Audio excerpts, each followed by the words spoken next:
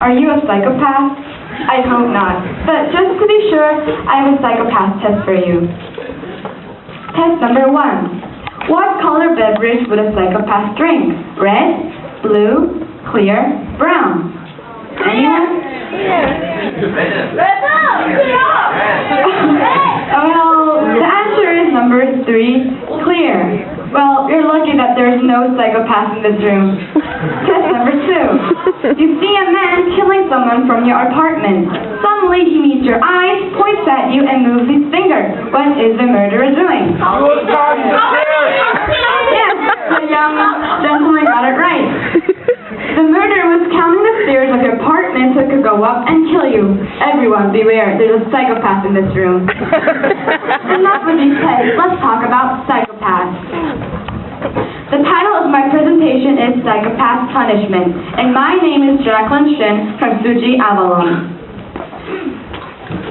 First, I'd like to show you some serial killers throughout the history, and I'm sure you've heard of most of them. These 8 men can combined kill over 400 people, and have you noticed the common link among them? They're psychopaths! Yes, they're all psychopaths. Let's take a deeper look into psychopaths. Psychopath is a person with antisocial personality who has a chronic immoral and antisocial behavior. This is Emil Kraepelin, who is considered to be the father of modern psychology. He developed the categorizing system of mental illness, which made it easier to diagnose and treat mental patients. And in 1941, Harvey Klecki wrote The Mask of Sanity. Psychopaths are able to appear totally normal and sane, but it is in fact just a mask. In his book, Klecki identified 20 characteristics of a psychopath. Even today, it is one of the most highly praised books on its subject. Now, you probably want to know some of the characteristics that Klecki identified in his book. Here you have some. The symptoms of psychopaths. First, psychopaths, they can't stand to be bored. Second, they constantly lie. Third, they're unable to understand another's feeling. Fourth, they have a sense of extreme entitlement. In other words, they think they have the right to have things they don't deserve. And fifth, they don't feel bad about anything they've done. And last, they cannot distinguish between right and wrong. Don't forget, they're able to do this while appearing totally normal to the world.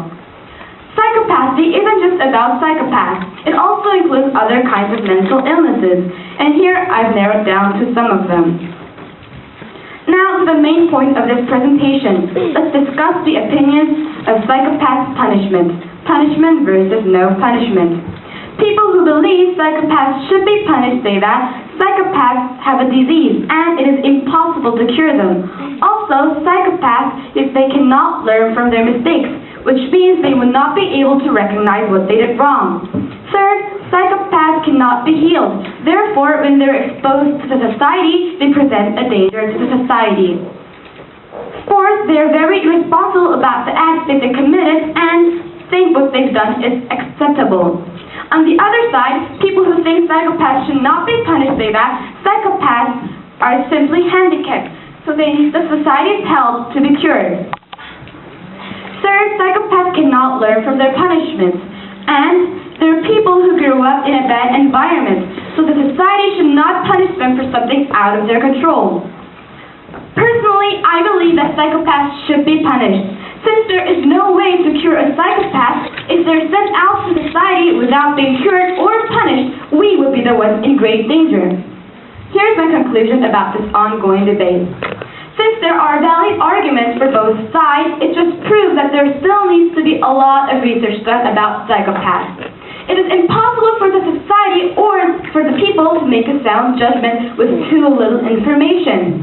Also, doctors should do more studies on the cause of psychopathy, effects of psychopaths, and how to cure psychopaths in the first place.